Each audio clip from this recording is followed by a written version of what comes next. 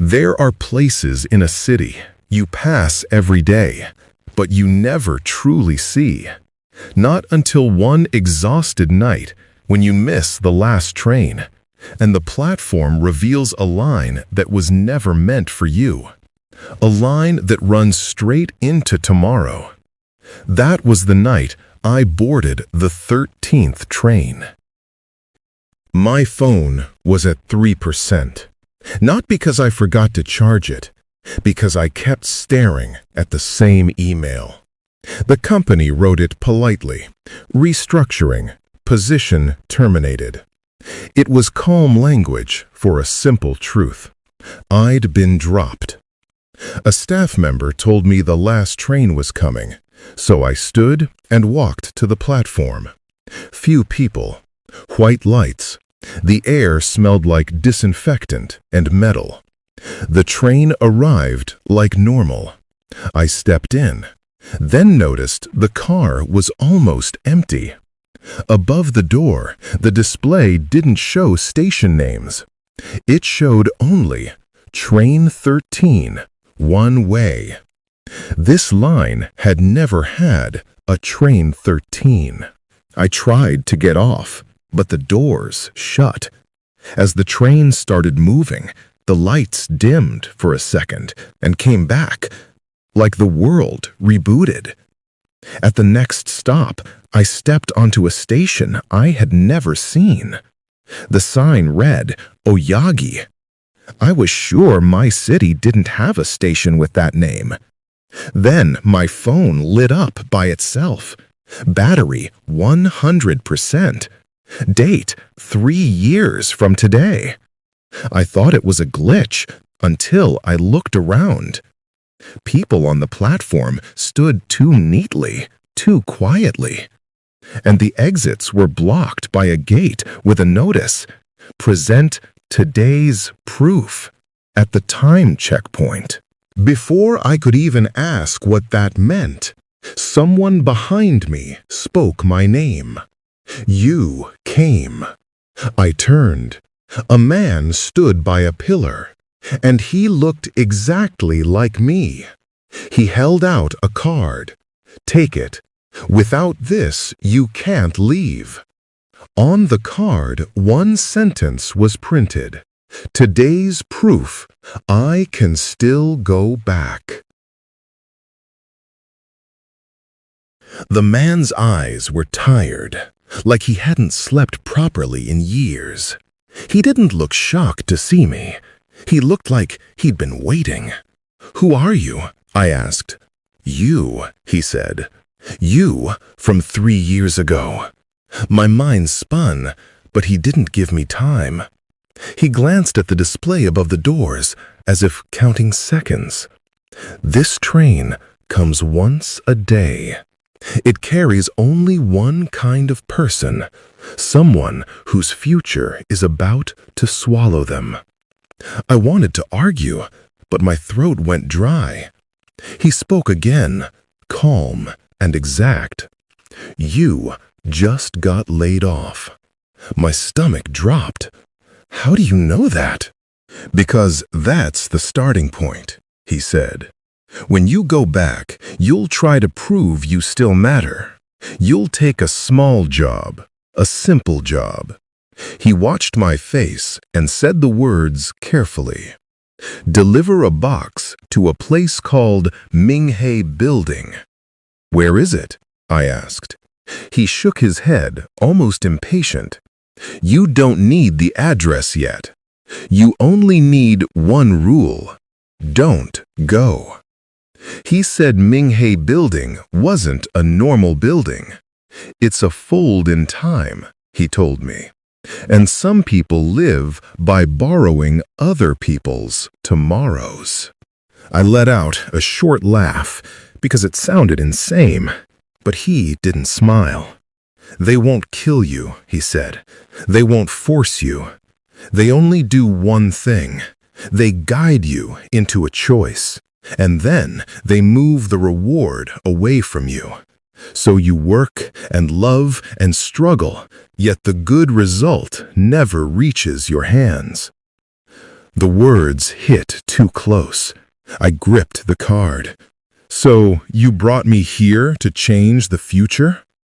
He hesitated, just one beat, like something hurt. "Not only to change it," he said. "First, you need to learn the rules." I didn't understand what he meant by the rules, so he made it simple. "If you avoid Minghe Building," he said, "you lose things."